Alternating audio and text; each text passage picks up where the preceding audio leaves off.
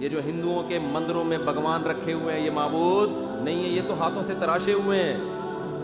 عیسائی حضرت عیسیٰ کو الہ کہتے ہیں. نا عیسیٰ تو کھاتے بھی تھے اور پیتے بھی تھے, مریم کے پیٹ سے پیدا ہوئے ہیں, خدا پیدا نہیں ہو سکتا. تھوڑی دیر میں ہماری اذان کی آواز آئی, اللہ اکبر اللہ اکبر. کیا زبردست, پوری دنیا میں سب کی سمجھ میں آ رہا ہے اس کا مطلب کیا ہے. تو پیپر ایسی چیز میں, تو پنڈت جی جو خطبہ پڑھتے ہیں, میں کوشش میں ہوں کہ سنسکرت زبان, یہ لفظ کیا ہے, سنسکرت زبان ہے نا, اس کا ترجمہ کہیں سے ملے, سمجھ میں نہیں آ رہا. پھر میں برما گیا, وہاں اذان, جو بدھسٹ ہیں ان کی اذان ہو رہی تھی, پیغام, وہ اذان پورے شہر میں کسی کی سمجھ میں نہیں آتی اس کا مفہوم کیا ہے. زبانیں ایسی ہیں جن میں پیپر آؤٹ ہو رہے ہیں نا, وہ زبانیں ختم.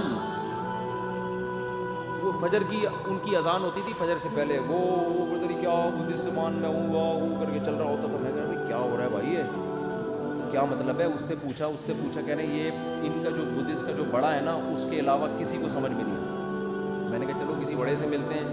تو میں نے وہ جو میرے ابراہیم صاحب ہیں, بڑے اچھے میرے دوست ہیں, جن کی انویٹیشن پہ برما گیا میں, تو میں نے کہا آپ تو یہیں کے, ان کے مسائل نہ کھڑے ہو جائیں کہیں.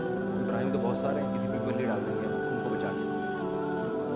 تو میں نے ابراہیم بھائی سے کہا, میں نے کہا مجھے ان کے جو اذان دے رہے ہیں نا فجر میں, چلو چلتے ہیں, ان کی جو بھی اذان ہے اس کو پکڑتے ہیں جا, اس سے میں پوچھتا ہوں تو کیا بول رہے ہیں.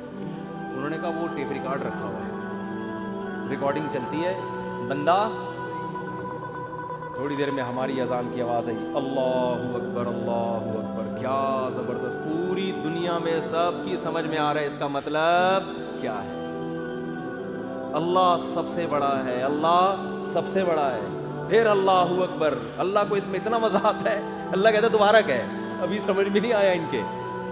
اللہ اکبر اللہ اکبر, اشہد ان لا الہ الا اللہ. یہ جو ہندوؤں کے مندروں میں بھگوان رکھے ہوئے ہیں یہ معبود نہیں ہے, یہ تو ہاتھوں سے تراشے ہوئے ہیں. عیسائی حضرت عیسیٰ کو الہ کہتے ہیں. نا عیسیٰ تو کھاتے بھی تھے اور پیتے بھی تھے, مریم کے پیٹ سے پیدا ہوئے ہیں, خدا پیدا نہیں ہو سکتا. اور پتہ نہیں کسی نے سورج کو بنایا ہوا, سورج کی پرستش, کوئی آگ کی پرستش. لا تسجدوا للشمس ولا للقمر. کیسا تلوار چلی ہے قرآن کی شرک کے خلاف. نہ سورج کو سجدہ کرو اس کے حسن کو دیکھ کے, ہاں ہم مانتے ہیں بڑا حسین ہے. چاند کو دیکھ کے اس کو سجدہ مت کرو, ہم مانتے ہیں بڑا حسین ہے. اللہ جب اتنا حسین ہے تو سجدہ کیوں نہ کریں. فرمایا واسجدوا للہ الذی خلقہن, اس کو کرو جس نے اس حسین کو پیدا کیا, وہ اس سے زیادہ حسین ہے. یہ خود تھوڑی بنے, ان کو تو بنایا ہے کسی نے. کیسی آیتیں آج کروڑوں لوگوں کو سمجھ میں آ رہی ہیں, ان کا مطلب بھی ان کا مفہوم بھی. اشہد ان لا الہ الا اللہ, میں گواہی دیتا ہوں اس خدا کے, اللہ کے سوا کوئی معبود نہیں ہے. اشہد ان محمد الرسول اللہ, میں گواہی دیتا ہوں کہ محمد خدا نہیں ہے, اس کے بھیجے ہوئے پیغمبر ہیں, اس کے سفیر ہیں, میں گواہی دیتا ہوں. اور یہ اذان آج خود گواہی دے رہی ہے کہ واقعی وہ سچے پیغمبر تھے, کہ جو دعوت دے کر گئے ہیں 1400 سال کے بعد بھی ایک حرف کی تبدیلی کے بغیر وہ اناؤنسمنٹ اسی طرح ہو رہی ہے جس طرح بلال حبشی کو نبی صلی اللہ علیہ وسلم نے اذان سکھائی تھی. بالکل A to Z اسی طرح اذان دی جا رہی ہے. اور جیسے 1400 سال پہلے حضرت بلال جب اشہد ان لا الہ الا اللہ کہا کرتے تھے تو پبلک کو مطلب سمجھ میں آتا تھا. 1400 سال گزر گئے, آج ان الفاظ کا مطلب بیان ہی اسی طرح سمجھ میں آ رہا ہے جس طرح پہلے, بلکہ پہلے سمجھنے والے لاکھوں تھے, آج سمجھنے والے کروڑوں ہیں. پھر حی علی الصلاۃ, آؤ نماز کی طرف, حی علی الفلاح, آؤ کامیابی کی طرف. کیسا خوبصورت کلام ہے یار. اور ریکارڈنگ نہیں چل رہی, مؤذن صبح صبح جاگتا ہے, وضو کرتا ہے, قبلے کی طرف رخ کرتا ہے, پھر اس دعوت کے نتیجے میں جو عبادت کی جاتی ہے, کیسی خوبصورت عبادت. آپ چرچوں میں جا کے دیکھو, ڈیسک نظر آئیں گے, خوبصورتی نظر آئے گی, فانوس نظر آئیں گے, پادری کا بڑا خوبصورت لباس نظر آئے گا, گھنٹیاں نظر آئیں گی, گیت نظر آئیں گے. وہ روحانیت نہیں ملے گی جو آپ کو مسجد میں امام, میں انہی سول کپڑوں میں ہر جگہ جاتا ہوں, فجر بھی اسی میں, ظہر بھی اسی میں, عصر بھی اسی میں, مغرب بھی اسی میں, عشاء بھی اسی میں, شادی بھی اسی میں. ایک دفعہ شادی ہوئی تھی وہ بھی اسی میں, پھر ایک دفعہ شادی ہوئی وہ بھی اسی میں, ایک دفعہ مجھے کسی نے کہا کہ میں آپ کے سسر کو دعوت میں بلانا چاہتا ہوں. میں نے کہا کون سے والے؟ وہ ہمارے ریلیٹیو. میں نے کہا یار تمہارے ساتھ یہ مسئلہ نہیں ختم. کون سے والے یار؟ میں کسی کو بھی لے آؤ. تو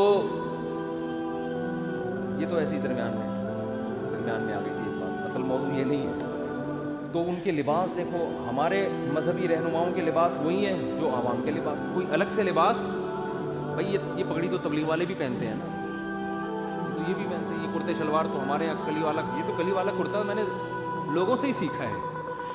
پھر علماء کو دیکھا سب پہنتے ہیں تو اور محبت پیدا ہو گئی. تو وہی سادہ وہی سب کچھ. مسجد میں آؤ, مصلی پہ امام کھڑا ہو جائے گا, پیچھے لوگ, کوئی گیت نہیں, کوئی میوزک نہیں, مسجد میں کوئی تصویریں نہیں ہوتی. باوضو ہو کے مسواک کر کے صبح کیسا نورانیت کا ٹائم ہے. امام کیا کہتا ہے؟ اللہ اکبر. یہ زبان سمجھ میں آتی ہے لوگوں کو کہ نہیں آتی؟ کروڑوں لوگوں کو سمجھ میں آیا کہ امام نے کیا الفاظ کہے ہیں. پھر الحمدللہ رب العالمین. حرم کی تراویح سنو, تمام تعریفیں اس اللہ کے لیے جو تمام جہانوں کا پالنے والا. 5 لاکھ کا مجمع پیچھے شیخ سدیس کے پیچھے ہاتھ باندھ کے کھڑا ہوا ہوتا ہے. 5 لاکھ تو یہ ہیں, اور 5 کروڑ اپنے اپنے گھروں میں ٹی وی میں دیکھ رہے ہیں. ان کو بھی سمجھ میں آ رہا ہے کیا کہہ رہے ہیں. یہ زندہ زبان. تو یہ ایسا پیپر ہے جس کا ایک ایک لفظ سمجھ میں آ رہا ہے. اگر آپ کو نہیں آ رہا تو آپ سینکڑوں لوگوں سے پوچھ سکتے ہو, میچ کر سکتے ہو. سمجھ میں آ رہی ہے بات؟ تو یہ پیپر ہے جو اناؤنس ہوا ہے. اس کے علاوہ جو پیپر اناؤنس ہوئے ہیں آخرت میں تیاری کے لیے, ان کی زبانیں ایسی ہیں کہ پنڈت جی سے پوچھتے ہوئے ڈر لگ رہا ہوتا ہے کہ تھپڑ نہ مار دیں گے کہ کیا پوچھ رہے ہیں مجھ سے. تو پنڈت جی تو خطبہ پڑھ رہے تھے نا بڑے زبردست. تو مجھے نہیں سمجھ میں آتا بھائی تم کیا کر رہے ہو, ان کو پیسے کم دے رہے ہیں, تمہیں اس پہ غصہ دلا رہے ہو یار, پوری فیس دینا بھائی. وہ پہ میں لطیفہ سنا رہا تھا ایک چٹکلا. ایک گاؤں دیہات میں نا لوگوں کو قرآن بالکل نہیں آتا تھا, بالکل فارغ تھے. گاؤں دیہات والوں کے جہاں تعلیم نہیں بھی ہے نا تو وہاں شوق بہت ہوتا ہے ان کو, کوئی بھی عربی سکھا دے, قرآن پڑھ لے, تراویح پڑھا دے. تراویحوں میں گاؤں دیہات میں امام کو بڑے دودھ جلیبی کھانے کو دی جاتی ہے. تو اب ایک لالچی آدمی پہنچ گیا, اس کو قرآن آتا نہیں تھا. اس نے کہا ان کو کون سا آتا ہے, تو تراویح پڑھا لو, پیسے ویسے مل جائیں گے, کھانا پینا اچھا ہو جائے گا. تو وہ کھڑا ہو گیا اور اس نے عربی کی گردانیں یاد کی ہوئی تھی کچھ. ضرب یضرب ضربن, عربی گرامر کی نا کچھ گردانیں یاد.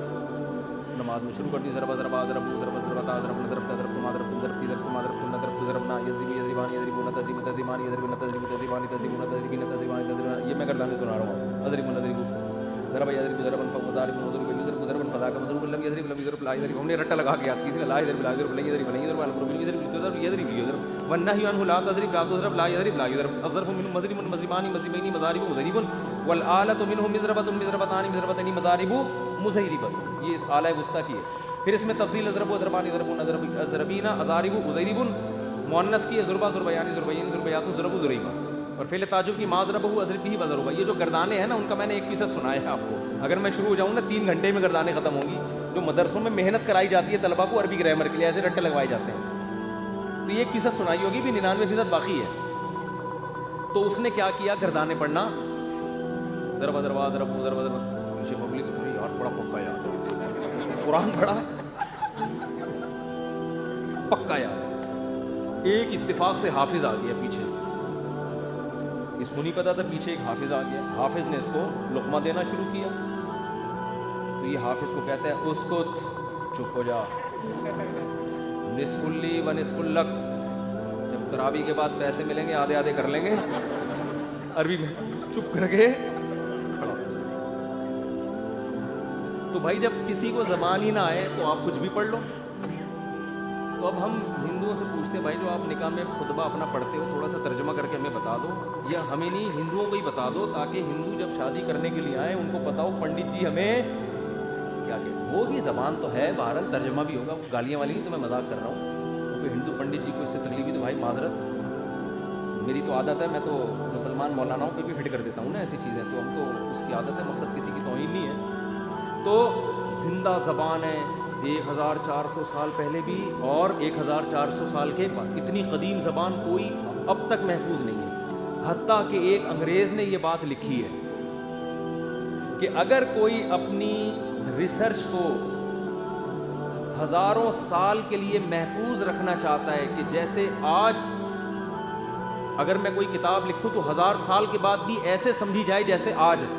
تو ایسے سائنٹسٹ کے پاس, ایسے فلاسفر کے پاس, ایسے اسکالر کے پاس عربی زبان کے علاوہ کوئی اور آپشن نہیں. بات آ رہی ہے سمجھ؟ اس نے کہا جو آج انگلش ہے 100 سال کے بعد چینج. یہی وجہ ہے کہ آج سے 150-200 سال پرانی انگلش کی کتابیں آج کے امریکنز کو, جو بچے ہیں نا, ان کو سمجھ میں نہیں آتی, اور آج کی انگلش 200-250 سال کے بعد نہیں آئے گی. آج 100 سال پرانی اردو اٹھا کے لاؤ, بہت سے لوگوں کو سمجھ میں نہیں آئے گی بھائی کیا کہہ رہے ہیں, بھائی یہ مرزا غالب کوئی رشتہ دار لگ رہے ہیں.